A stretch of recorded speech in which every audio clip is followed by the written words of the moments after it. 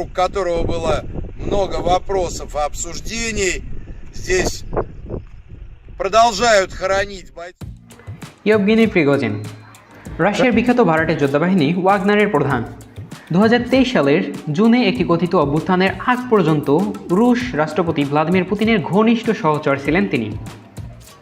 প্রিগোজিনকে কখনো কখনো পুতিনের শেফও বলা হয়, কারণ তিনি রেস্তোরাঁ এবং ক্যাটারিংয়ের সংস্থাগুলির মালিক, যেগুলি ক্রেমলিনকে পরিষেবা প্রদান করে থাকে। একসময় সোভিয়েত ইউনিয়নে দোষী সাব্যস্ত হওয়া প্রিগোজিন মৃত্যুর আগ পর্যন্ত রাশিয়া সমর্থিত ভাড়াটে কোম্পানি ওয়াগনার গ্রুপ এবং 3টি প্রভাবশালী কোম্পানির নেটওয়ার্ক নিয়ন্ত্রণ করতেন। শোষক্ত কোম্পানি 3টি 2016 এবং 2018 সালে মার্কিন নির্বাচনে হস্তক্ষেপের জন্য অভিযুক্ত। গত 2023 সালে 23 আগস্ট রাশিয়ার একটি বিমান বিধ্বস্ত হওয়ার ঘটনায় তিনি মারা যান বলে ধারণা করা হচ্ছে। আজকের ভিডিওতে আমরা আলোচনা করব রাশিয়ার ভাড়াটে যোদ্ধাবাহিনী ওয়াগনার গ্রুপের প্রতিষ্ঠাতা এবং প্রতিষ্ঠাতা প্রধান ইয়েভগেনি প্রিগোজিন সম্পর্কে। তার আগে বলে রাখি, আপনি যদি এই চ্যানেলে নতুন হয়ে থাকেন তবে প্লিজ সাবস্ক্রাইব করে বেল আইকনে ক্লিক করবেন, আর যদি ইতিমধ্যে সাবস্ক্রাইব করে থাকেন তাহলে অসংখ্য ধন্যবাদ। আমাদের ভিডিওগুলো নিয়মিত ফেসবুকে দেখতে চাইলে আমাদের ফেসবুক পেজটি লাইক দিয়ে ফলো করে রাখতে পারেন। আমি রহস্য বালক আছি আপনাদের সাথে, তো চলুন ভিডিও শুরু করা যাক।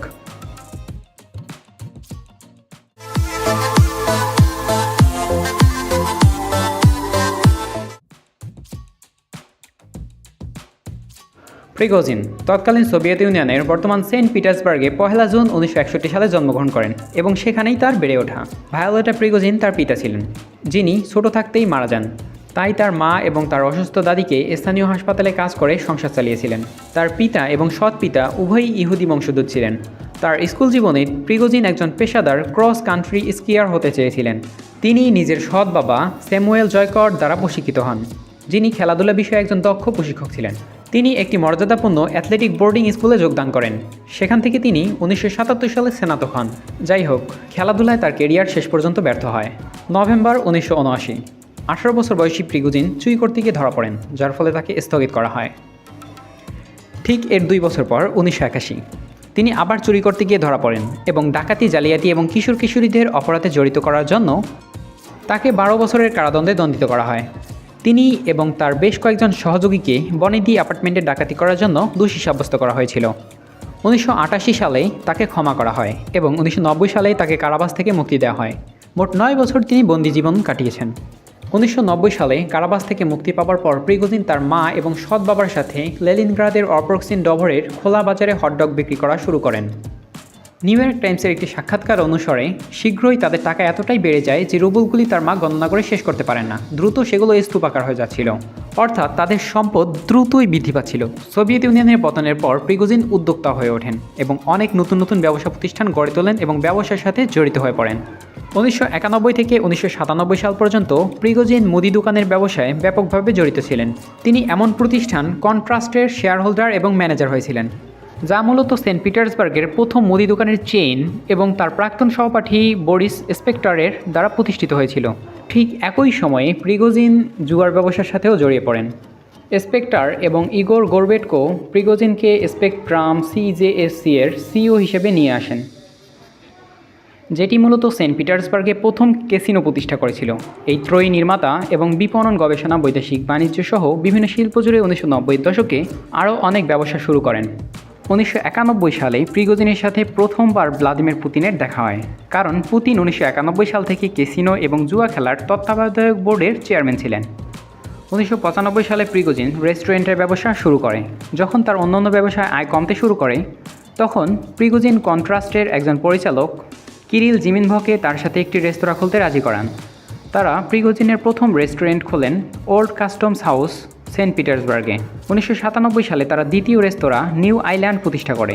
এটি একটি ভাসমান রেস্তোরাঁ ছিল, যা শহরের সব থেকে ফ্যাশনেবল ডাইনিং স্পটগুলোর মধ্যে একটি হয়ে ওঠে।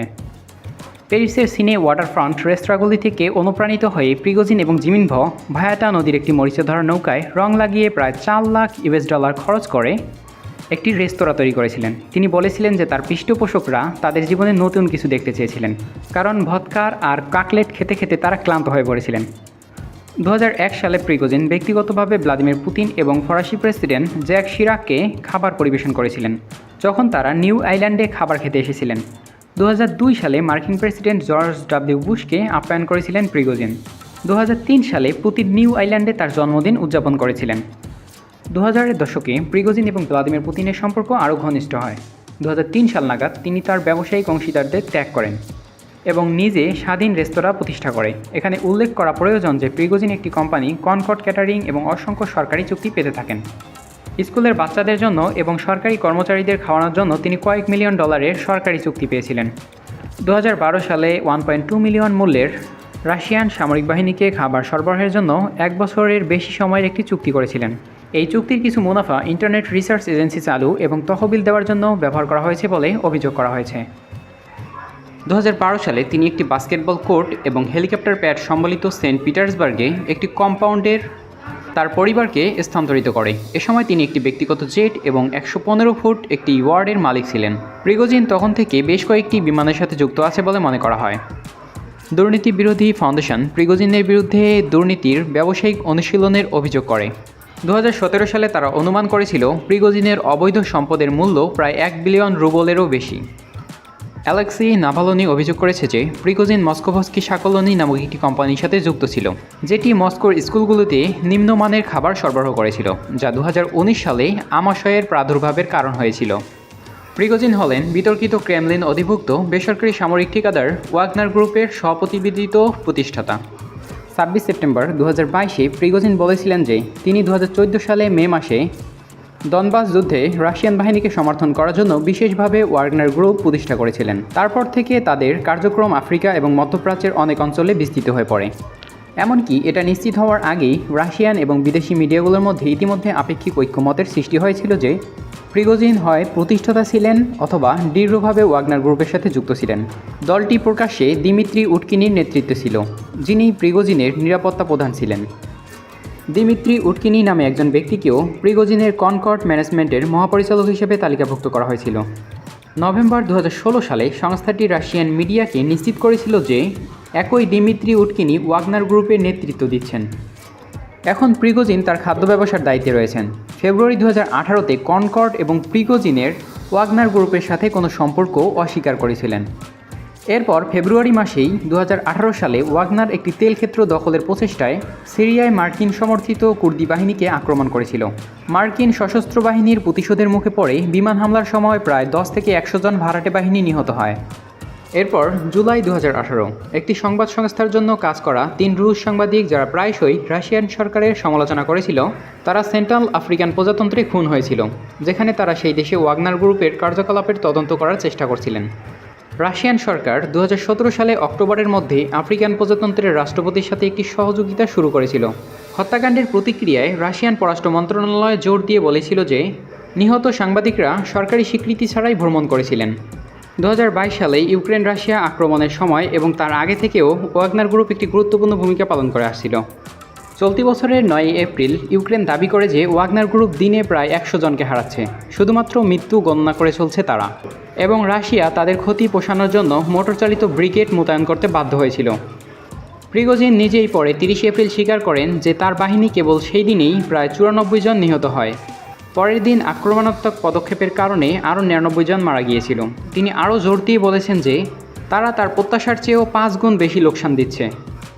4 মে 2023 প্রিগোজিন 2023 সালে ক্রেমলিনের ড্রোন হামলার প্রতিক্রিয়া হিসেবে পারমাণবিক অস্ত্র ব্যবহারের বিরুদ্ধে সতর্ক করে বলেছিলেন যে আমরা একটি শিশু ড্রোনের প্রতিক্রিয়া হিসেবে পারমাণবিক অস্ত্র ব্যবহার করার হুমকি দেওয়ার মতো ভার অথবা রসিক নই।